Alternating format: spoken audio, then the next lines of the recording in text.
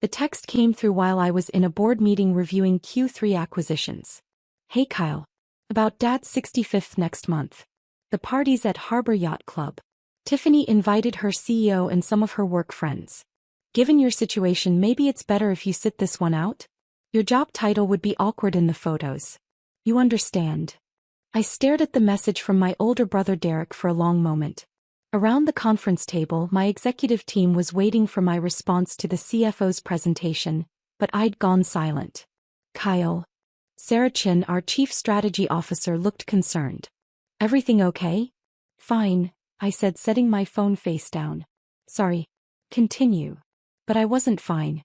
I was thinking about my job title and how it would supposedly embarrass my family at my own father's birthday party. After the meeting, I sat alone in my corner office. 32nd floor, panoramic water views, custom Italian furniture, and reread Derek's message. My situation. My job title. I was a janitor. That's what my family thought anyway. Specifically, I was part of a commercial cleaning crew that worked nights at office buildings. It was honest work and I'd never been ashamed of it, but my family had been mortified for the past 7 years. What they didn't know was that I owned the cleaning company. All 17 branches across 3 states. And the property management firm that operated 42 commercial buildings. And the real estate investment portfolio worth $340 million. But sure. My job title would be embarrassing. I typed back, okay. That was it. Just okay. Let Derek think he'd solved his problem. My phone buzzed immediately. Thanks for understanding. We'll celebrate with you some other time. Right. Some other time. Like the last 3 other times they'd scheduled then cancelled. I pulled up my calendar. Dad's birthday was May 18th, 3 weeks away. That same morning I had a meeting I'd scheduled months ago. A casual brunch at my waterfront estate with Rebecca Martinez, the CEO of Martinez Digital Solutions, one of the fastest-growing tech firms in the region. Rebecca and I had met at a charity auction 2 years ago. She'd been impressed that someone in property management, my polite euphemism, had bid $150,000 on a fundraiser package. We'd stayed in touch, became friends, and now I was considering investing $25 million in her company's Series C round. The brunch was meant to be informal, just Rebecca, her husband, and a +1 she'd mentioned. She wanted to show her team that investors were real people, not just names on term sheets. I looked at Derek's text again, then at my calendar. Then I smiled. My family's misunderstanding had started 7 years ago when I was 25. I'd been working for a commercial cleaning company called Spark Clean, doing exactly what my family thought. Mopping floors, emptying trash, cleaning offices after hours. The pay was terrible, the hours were brutal, but I'd needed a job and they'd hired me immediately. What I'd noticed, though, was how badly the company was run. Inefficient routes, outdated equipment, high employee turnover, and customers who were routinely overcharged for substandard service. The owner, a guy named Frank, was coasting on contracts he'd signed a decade ago and didn't care that he was losing clients left and right. I'd started making suggestions. Better scheduling software. Investment in modern equipment. Employee retention programs. Frank had ignored every single one. So I'd started my own company. Took me 2 years working double shifts and saving every penny. I took business classes at night, studied operations management, learned everything I could about scaling service businesses. When I finally had enough capital, I bought 3 industrial-grade cleaning machines, hired 2 employees, and started bidding on small contracts. My family's reaction had been, not supportive. You're still cleaning toilets, Derek had said. Just now you're responsible when something goes wrong. It's honest work, I'd replied. It's embarrassing, my mother had corrected. Derek has his MBA. He's in finance. What do we tell people you do? Tell them I own a business.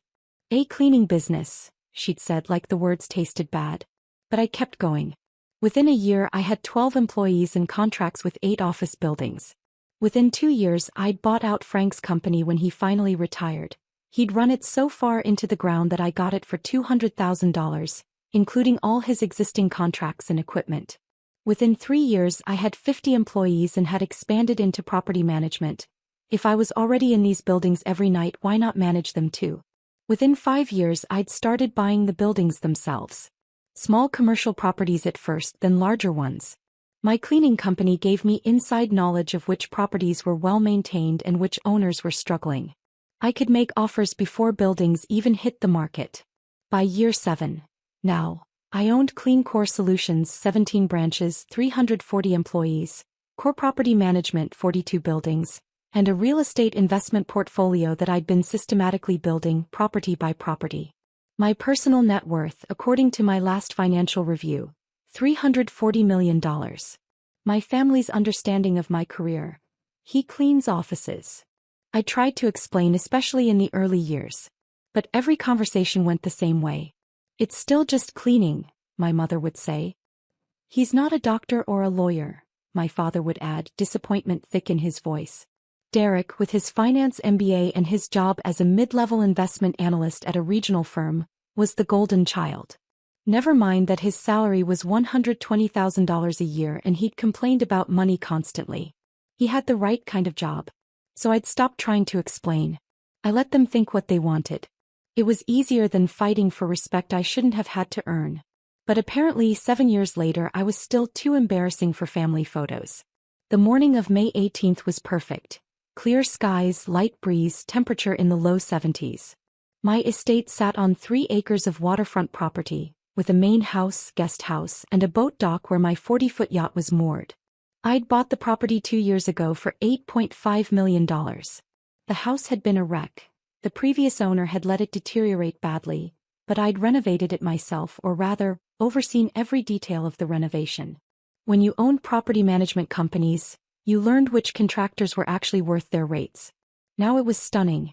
Modern but warm floor-to-ceiling windows overlooking the water, chef's kitchen, infinity pool, landscaped gardens. I'd hosted exactly 3 events here. I wasn't much for entertaining, but today felt right. Rebecca was due at 11. I'd arranged for catering, nothing ostentatious, just excellent food, and had the terrace set up for dining with a view of the water. At 10:47 my phone buzzed. Rebecca, running 3 minutes late. Traffic at the bridge. My +1 is very excited to meet you. I smiled and replied, no problem. See you soon. At 10:53 I heard cars in the driveway. I walked to the front entrance and opened the door. Rebecca was getting out of a Tesla, looking professional casual in slacks and a blazer. Her husband, Michael, emerged from the passenger side. And from the back seat came a woman I recognized immediately. Tiffany. My brother's wife. She looked up at the house, my house, with wide eyes, clearly impressed. Then she turned toward the door, saw me standing there and froze completely. Kyle. Her voice came out as barely a whisper. Hey Tiffany. Kept my tone friendly, neutral. Welcome. Rebecca looked between us, confused. You two know each other? He's my brother-in-law, Tiffany said slowly, still staring at me like I'd materialized from thin air. Derek's brother. But I don't. This is. She looked back at the house, at the circular driveway with the fountain, at the pristine landscaping. You live here? I do, I said. Come in. Brunch is almost ready. Rebecca was putting pieces together. Wait. Kyle, you said you had family in the area but you didn't mention. She looked at Tiffany. This is so random. What are the odds? Yeah, Tiffany said faintly. What are the odds? I stepped aside, gesturing them in. Rebecca and Michael entered easily, admiring the entrance hall with its modern art and marble floors. Tiffany followed slowly, like she was walking through a dream. This is incredible, Michael said, looking up at the vaulted ceiling. How long have you lived here? 2 years. It needed a complete renovation when I bought it, but it was worth it. You bought? Tiffany started, then stopped. I'm sorry, I'm just confused. Derek said you worked in cleaning. I do, I said pleasantly. I own a commercial cleaning company. Also a property management firm. And I invest in real estate. Which is how I met Rebecca.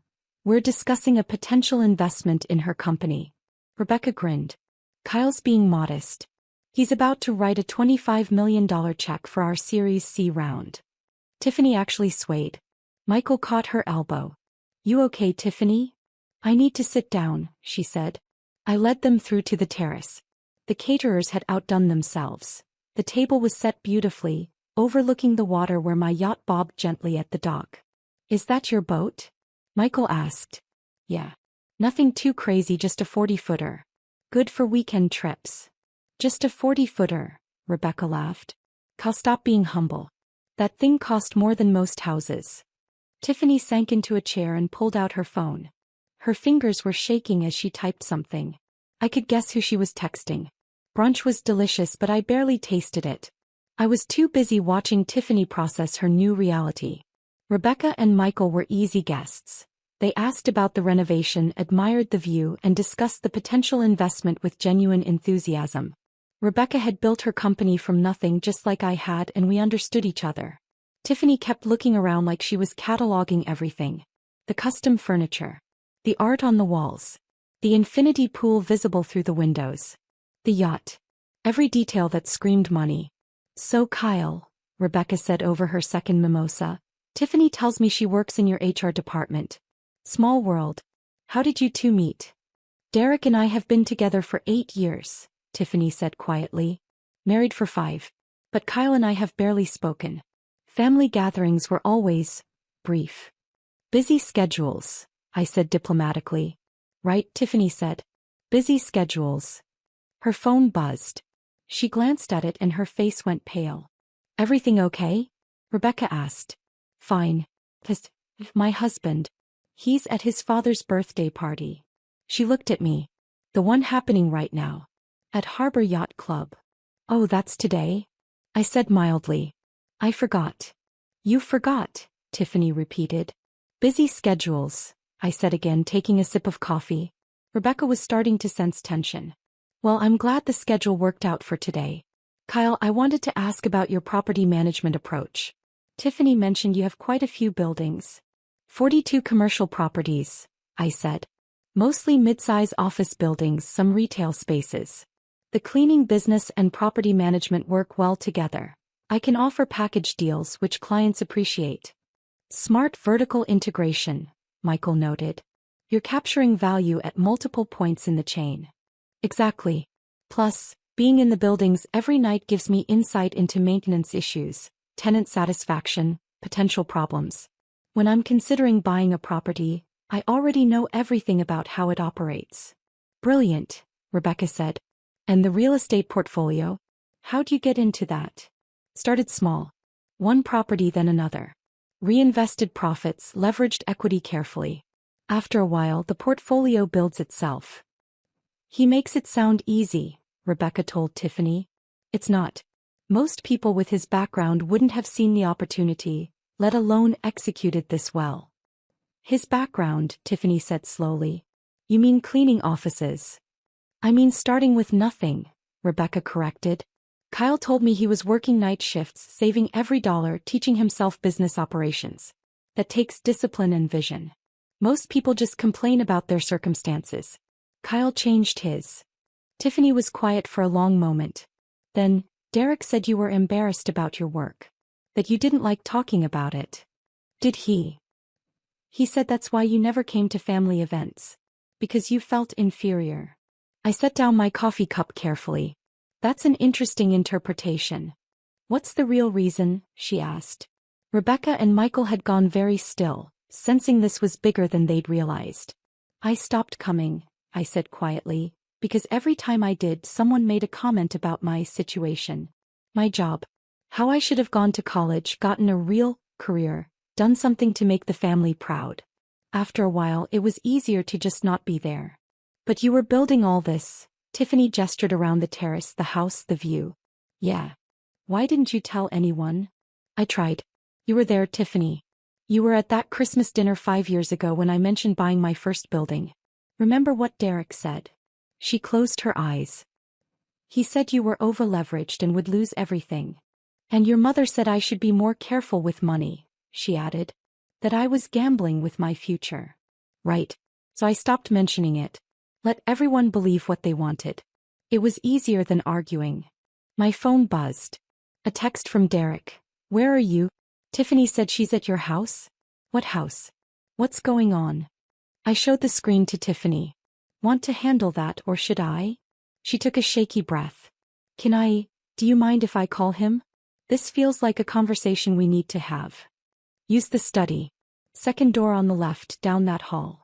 She stood, slightly unsteady, and walked inside. Rebecca waited until she was out of earshot, then, "Okay, so there's clearly a story there." "My family didn't approve of my career choices," I said simply. "They still don't know the full extent of what I've built. As of about 20 minutes ago, Tiffany's the first one who does." "The brother who's at the birthday party," Michael said. "He doesn't know?" "Nope. He texted me 3 weeks ago to uninvite me because my job title would be embarrassing in the photos." "Jesus," Rebecca said. "No wonder you're so private about your personal life. It's easier this way." "Is it though?" she asked gently. "I've known you 2 years, Kyle. You're brilliant, successful, genuinely kind. But you're also alone. No partner, no close family relationships. That's not sustainable." "Says the woman trying to get me to invest $25 million in her company," I joked. "I'm serious. You can't build an empire and have no one to share it with." Before I could respond, we heard raised voices from inside the house. Tiffany was audibly arguing with someone. Derek, presumably. "I'm looking at it right now, Derek. I'm sitting on his terrace. There's a yacht at his dock. The CEO of my company is here discussing a $25 million investment. You told me he cleaned toilets." Silence then. "I don't care what you thought. You uninvited your own brother from your father's birthday because you were embarrassed." "Of what?" "Of who?" "He's worth more than our entire family combined." More silence. "No, I'm not exaggerating. Rebecca just told me his real estate portfolio alone is worth over $300 million. Derek, we live in a condo." "A condo?" "He has a waterfront estate." Rebecca winced. "Should we go inside? Give her privacy?" "Probably too late for that," Michael said. Tiffany appeared in the doorway, her face flushed. "I'm so sorry. That was incredibly rude of me." "Family's complicated," I said. "No judgment here." She sat down heavily. "Derek's on his way over. He left the party." "Your dad's party?" "He's freaking out." "I imagine he is." "Kyle, I need to ask you something and I need you to be honest." "Okay. Did you invite me here on purpose? Did you know I'd be Rebecca's +1? "No," I said truthfully. "Rebecca told me she was bringing someone from her team, but she didn't say who." "This was coincidence." "Bad timing," Rebecca offered. "Or good timing depending on how you look at it." "Derek's going to lose his mind when he gets here," Tiffany said. "He built his whole identity around being the successful brother. The one with the MBA and the finance job. And now he knows that's not true," I finished. "It's not about the money," she said quickly. "It's about, you've been letting us treat you like you were less than. Like you hadn't accomplished anything." "Why?" "Because what I'd accomplished didn't matter to you all anyway," I said. "The respect I wanted, it wasn't about the money. It was about accepting that my path was different but still valuable. When I was starting out, when I really did clean toilets at night and go to business classes during the day, I needed someone to believe in me. You all made it clear that wouldn't happen unless I conformed to your definition of success. So I stopped trying. But you succeeded anyway." "Yeah. I did." Tiffany looked out at the water, at the yacht, at the infinity pool. "I feel sick. All those things Derek said about you. All the times we excluded you. That Christmas when you tried to tell us about buying the building." Derek laughed. "He actually laughed and said you were delusional." "I remember." "God, Kyle. I'm so sorry." Before I could respond, we heard tires on gravel. A car door slammed. Footsteps running. Derek burst onto the terrace. He looked exactly like he had when I'd last seen him 6 months ago. Designer suit, probably Brooks Brothers. Expensive watch, definitely not Rolex level but trying. Carefully styled hair.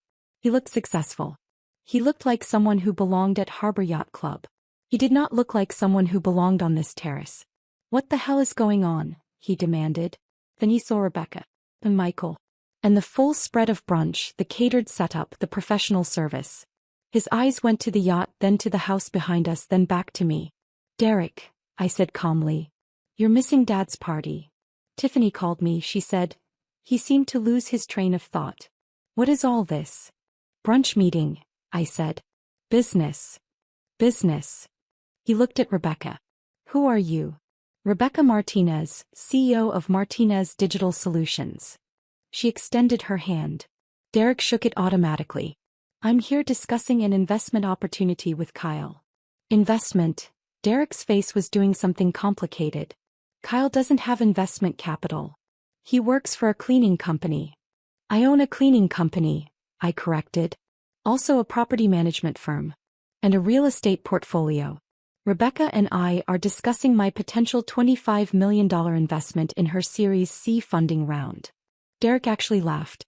25 million. Right. Tiffany said something crazy on the phone, but I thought she was confused. You're joking. I'm not joking. Kyle cleans offices. I employ 340 people who clean offices, I said. I manage 42 commercial properties. I own 17 of them outright and have equity positions in the rest. My company revenue last year was $47 million. My personal net worth is approximately $340 million. Any other questions? The silence was profound. Derek looked at Tiffany. Is this real? Very real, she said quietly. I've been here for 2 hours, Derek. It's all real. But you always said, he turned to me. You told me you worked in cleaning. I do work in cleaning. I built a business in cleaning. You assumed that meant I was poor. I never said that. You never said you were rich. Would you have believed me? I asked. 5 years ago when I mentioned buying that first building, you laughed and said I was delusional. What was I supposed to say? Actually, I'm on my way to being worth 9 figures. Please take me seriously now? Derek's face went through several colors. Red to white to red again.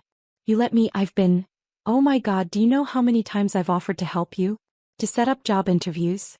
I got you an application for our mailroom. Your mailroom, I repeated. At a firm where you make $120,000 a year. Yeah, I remember. How do you know my salary? Derek, I'm an investor. I research companies. Yours isn't hard to find salary information for. He looked around wildly, like the terrace might offer some explanation for how his reality had inverted. The yacht. That's yours. Yes. And this house. Bought it for $8.5 million 2 years ago. The renovation alone probably cost $2 million, Michael offered helpfully. Properties like this don't come cheap. Derek sat down abruptly in an empty chair. I don't understand. It's pretty straightforward, Rebecca said. Her tone was kind but firm. Your brother built a successful business while you were busy being embarrassed by him. Now he's worth significantly more than you'll probably ever make, and you're having trouble processing that. I wasn't embarrassed. You uninvited him from your father's birthday, Tiffany said. You specifically said his job title would ruin the photos. I just thought, Derek looked at me helplessly. Everyone always made fun of it. Mom and Dad were always disappointed. I was trying to protect you from that. By excluding me? By not making it worse. Derek, I said quietly, you made it worse every time you treated my work like it was something to be ashamed of. Every joke about cleaning toilets. Every time you offered to help me find a real job. Every time you acted like I was the family failure. But I didn't know. You didn't know because you never asked. You assumed. You all assumed. Rebecca stood. Michael and I should go. Give you two some privacy. You don't have to, I started. We do, she said firmly. She squeezed my shoulder. I'll email you the updated investment terms tomorrow. Today was enlightening. She looked at Derek. Nice to meet you. I hope you work this out with your brother. He deserves better than how he's been treated. Rebecca and Michael left. I heard their car start, gravel crunching as they drove away. Then it was just me, Derek, and Tiffany on the terrace. I need to tell Dad, Derek said finally. And Mom. They're still at the party. Everyone's asking where I went. I said there was an emergency. There isn't, I said. Go back. Finish the party. How can I, after this? Derek, it's Dad's 65th birthday. Don't ruin it because you're having a crisis about my net worth. I uninvited you, he said. From our father's birthday. Because I thought you were an embarrassment. Oh my God. He put his head in his hands. Tiffany touched his shoulder gently. We both did. I agreed with you. I thought, she looked at me. We thought we were protecting the family image. We were just being snobs. Yeah, I said. You were. I'm sorry, Derek said. Kyle, I'm so sorry. I know you are. Can we fix this? I looked at my brother, genuinely distressed, sitting on my terrace realizing that every assumption he'd built his identity around was wrong. I don't know, I said honestly. You spent 7 years treating me like a disappointment. That's a lot of damage. I want to try. Please, let me try. You should go back to Dad's party, I said. Tell him I'm sorry I missed it. Business came up. Come with me, Derek said suddenly. Come to the party. It's not too late. Dad would love to see you. Derek. Please. I know I have no right to ask. But please. Let me start fixing this by bringing my brother to our father's birthday. I looked at Tiffany. She nodded encouragingly. Fine, I said. Give me 20 minutes to change. Harbor Yacht Club was exactly as pretentious as I'd imagined. Valet parking, views of the marina, staff in white jackets, members in blazers and nautical-themed outfits. Derek's hand was shaking as he handed his keys to the valet. Everyone's going to ask where I went, he said. What do I say?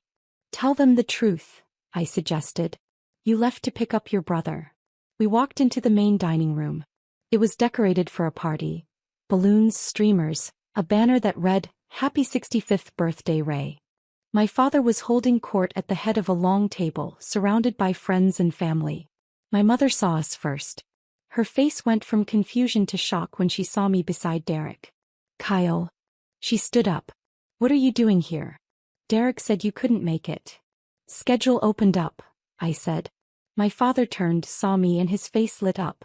Whatever else was complicated in our family, Dad had always been genuinely happy to see me, even if he was disappointed in my career. Kyle. You made it.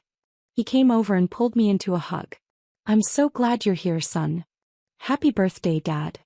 But I thought, Derek said. Change of plans, Derek interrupted. I went to pick him up. From his house. Your apartment, you mean? Mom said.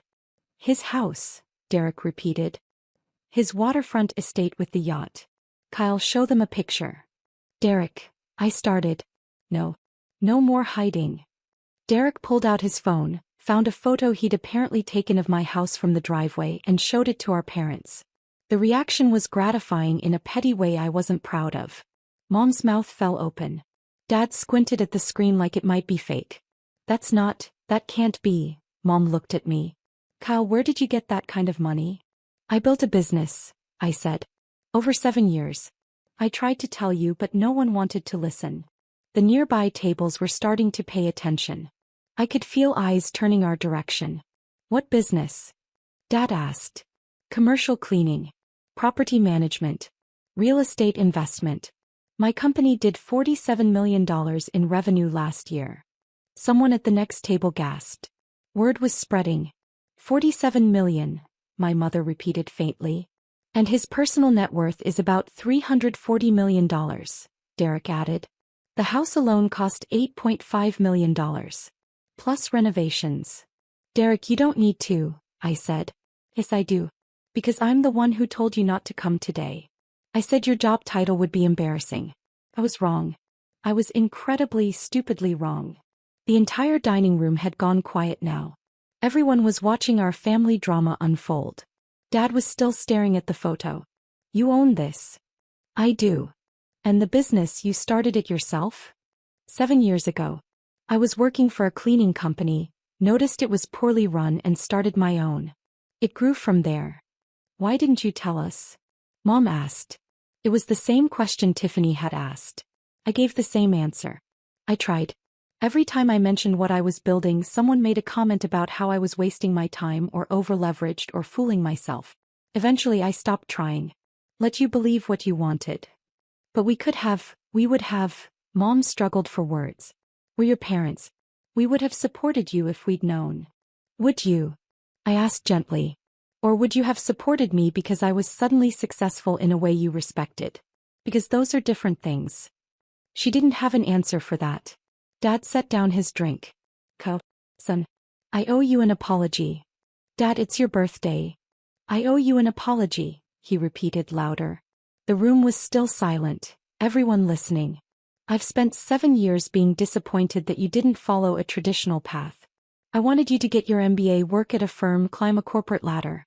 I thought that was the only way to succeed. He paused, emotion thick in his voice. But you built something. You took a risk, worked your ass off and built something real. And I was too blind to see it. I'm sorry. My throat was tight. Thanks, Dad. I'm proud of you, he said. I should have said it 7 years ago. I'm saying it now. I'm proud of you. Around the room people started clapping. It was absurd and theatrical and completely genuine. Mom was crying. I'm sorry too. We've been terrible parents about this. You haven't been terrible, I said. Just limited in your definition of success. Can you forgive us? She asked. I'm working on it, I said honestly. This is a lot. Derek put a hand on my shoulder. For what it's worth, I'm proud of you too. And I'm sorry. For all of it. I looked at my brother, the golden child who'd just had his worldview shattered, and saw genuine remorse. I know, I said. Dad gestured to the table. Well, you're here now. Sit. Tell me about this business of yours. I want to hear everything. The party continued, but everything had shifted.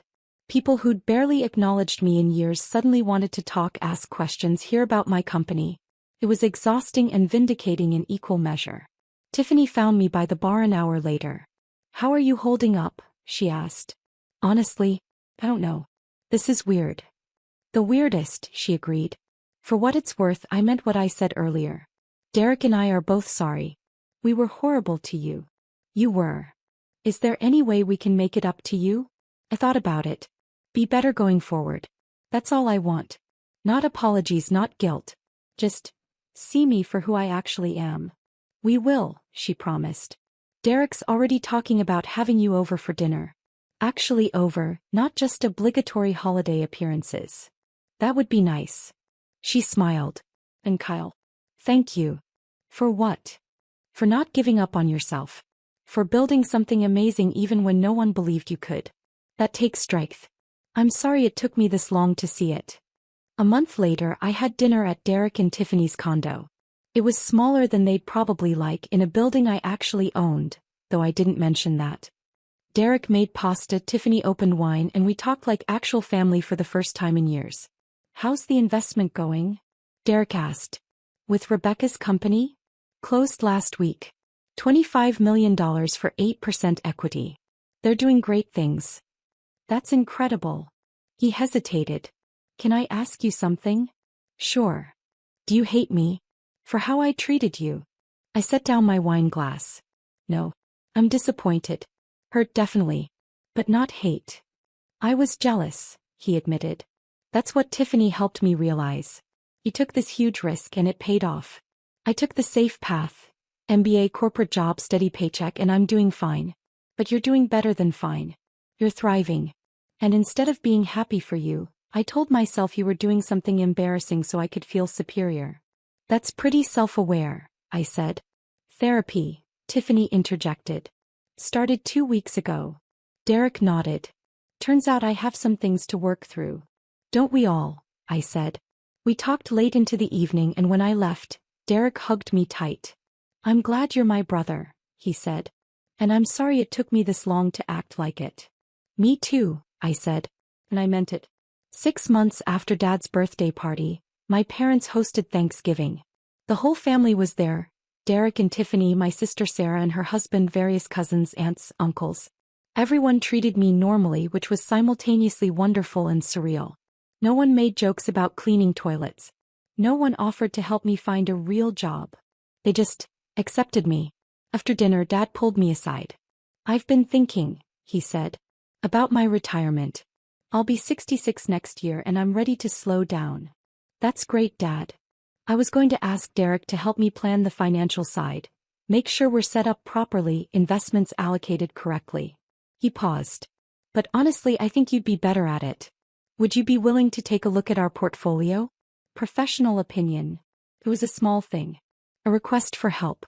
But it represented something bigger. Trust, respect, acknowledgement of my actual expertise. I'd be happy to, I said. Thank you, son. He smiled. I really am proud of you. I know I said it at the party, but I want you to know I mean it. You built something remarkable. Thanks, Dad. And Kyle. He squeezed my shoulder. I'm sorry it took me so long to see it. That night, driving home along the waterfront, I thought about the journey.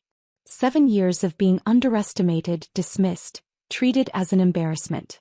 7 years of building something anyway, proving myself to the only person whose opinion really mattered. Me. The validation felt good. Having my family finally understand, finally respect what I'd built. That felt good too. But what felt best was knowing I'd done it without their approval. I'd succeeded because I believed in myself even when no one else did. That was worth more than any net worth, any property portfolio, any investment. I was exactly who I'd always wanted to be. Someone who didn't need permission to succeed. And finally, my family was starting to see it too.